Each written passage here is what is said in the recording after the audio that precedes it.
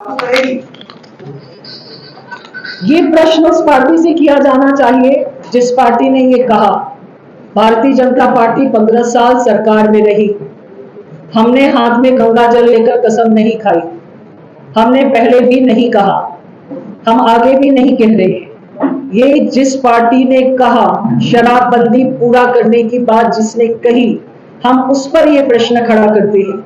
इसलिए विषय बहुत स्पष्ट है कि जिस दल ने महिलाओं को वोट बैंक के तौर पर इस्तेमाल किया, उस दल को ये स्पष्ट करना चाहिए उन्होंने शराबबंदी का वादा करके वो अपने वादे से क्यों मुकर गए। छत्तीसगढ़ की संस्कृति का क्या उन्हें उस समय ज्ञान नहीं था।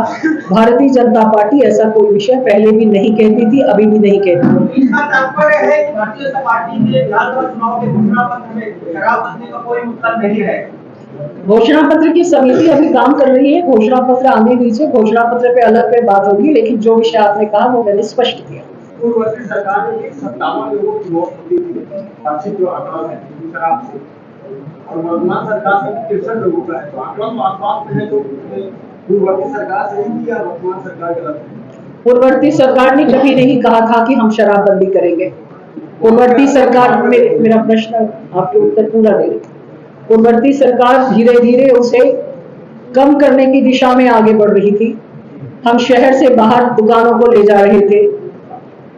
हमने जो नीति लागू करी, उन नीतियों में किस प्रकार से हम उसे कम कर सकते हैं, हम उस दिशा में आगे बढ़ रहे थे।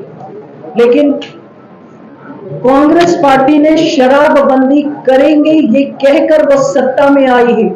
इसलिए हमारा प्रश्न बहुत स्वाभाविक है और हम उस प्रश्न को खड़ा करते हैं। छत्तीसगढ़ में शराबबंदी होना चाहिए।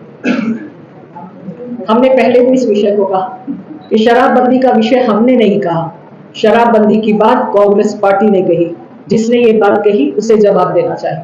सरोज जी, मेरा सवाल है कि पिछले दिनों अमित शाह जी भी आए, उन्होंने भी कई सारी चुनौतियां देखी राहुल गांधी जी की उसने सवाल की, लेकिन किसी का जवाब आया नहीं।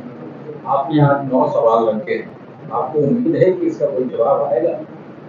इसी से जुड़ा है कि प्रदेश में भूपेश से तो भरोसा का नारा भी जुड़ा है, और आपको भरोसा है कि इस सवाल का जवाब आएगा? भरोसे की बात कहेंगे तो भरोसे की बात तो हमारी बात छोड़िए, कांग्रेस पार्टी को भूपेश पे भरोसा है क्या? भरोसे का सम्मेलन है।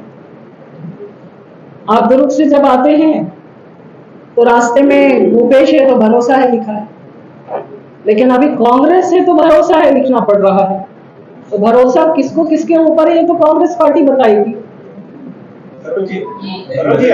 मेरे प्रश्न का जब आप प्रश्न करते हैं, आपको भरोसा है कि वो जवाब देंगे? क्योंकि पिछले दिन चुनौती दी गई थी, गृह मंत्री जी ने चुनौती दी थी कि मैं चुनौती हम चुनाव के मैदान में जा रहे हैं। जब हम चुनौती देते हैं, आप में दम ही नहीं है अगर कांग्रेस पार्टी में कि वो उस चुनौती को स्वीकार कर पाए, तो आप उसे क्या कहेंगे? वो चुनाव जीतने के पहले हार जाती है। अगर आप प्रश्नों का जवाब नहीं देते हैं, आप प्रश्नों पर गंभीरता से विषय को नहीं कहते हैं, क्योंकि हम विपक्ष हैं। हम विपक्ष जनता की आवाज होता है, और आप जनता की आवाज को अगर नहीं सुनते हैं तो वो चुनाव के मैदान में जीतता नहीं। आपने एक सवाल उठाया कि राज्य में जिस तरह महिलाओं के साथ अत्याचार हो रहा है, ये सम्मान का मुद्दा आपने उठाया है।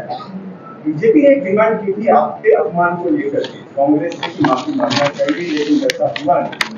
आप खड़गे जी जब आ रहे हैं यहाँ पर, क्या ये मांग आपकी तरफ भी पर्सनली बनेगी कि उसको माफी मांगना चाहिए जिस तरह की टिप्पणी आप लोग की? मुख्यमंत्री जी कुछ भी कहते हैं, पहली बार कहाँ कहते हैं, वो हर बार कहते हैं। और कुछ विषय कह देती हूँ तो पूरी कांग्रेस पार्टी उबलने लगती है। एक मुख्यमंत्री को जिस गंभीरता से प्रश्नों का जवाब देना चाहिए और जो अपेक्षा होती है वो अपेक्षा पूरी होती दिखाई नहीं देती। अभी आपने मेरे अपमान की बात कही। जब हम किसी प्रश्न को खड़ा करते हैं और उस प्रश्न का उत्तर चाहते हैं तो आप उसे मजाक कहते हैं, और जब हम कहते हैं कि अभी सीखने की जरूरत है तो आप दूसरी तरफ बात को मोड़ देते हैं।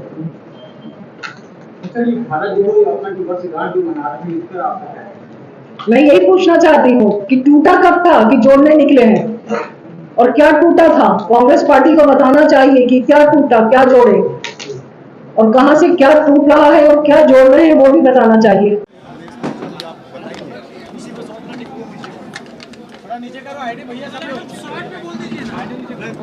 मैम एक सवाल है मैम जसपुर में अभी कृष्ण जन्माष्टमी मनाने को लेकर विवाद की स्थिति हुई है। संसदीय सचिव यूजी मिन्स का नाम लेके ग्रामीणों से गुंडाई की गई और तनाव की स्थिति वहाँ पे सामने आया है। कृष्ण जन्माष्टमी मनाने से रोका गया। कांग्रेस पार्टी जब से आई है तब से इस प्रकार की घटनाओं को हमेशा बढ़ावा मिल रहा है। बार बार वो वोट की राजनीति के तहत इस प्रकार की घटनाओं को आगे बढ़ाते हैं। अगर ये घटनाक्रम घटित हो रहा है तो कानून और व्यवस्था की स्थिति बनाए रखने का काम सरकार का है। सरकार ने उस पर क्या किया, और अगर सरकार उस पर कुछ नहीं कर पा रही है, इसका तात्पर्य है कि सरकार अक्षम है, सरकार को पद पर बने रहने का अधिकार नहीं है। यह हमारी धार्मिक भावनाओं से जुड़ा हुआ विषय है। अगर हम किसी पर्व को मनाना चाहते हैं तो उस पर विवाद की स्थिति क्यों? ऐसा छत्तीसगढ़ में पहली बार हो रहा है। मैडम राष्ट्रीय अध्यक्ष आ रहे हैं, 9 सवाल आपने पूछा है, मैं उन 9 प्रश्नों के जवाबों का इंतजार कर रही हूँ। महिलाओं के अत्याचार पे जो आपने सवाल उठाया है उसमें कांग्रेस का सीधा सीधा कहना है कि पूर्ववर्ती सरकार में जो महिलाओं के अत्याचार हो रहे थे उसके बनिस्बत तुलनात्मक रूप से हमारे यहाँ अपराध में कमी आई है। ये कैसा उत्तर है कांग्रेस पार्टी का? यानी अपराध पहले से कम हो रहे हैं, ये उपलब्धि है? ये उपलब्धि इसी में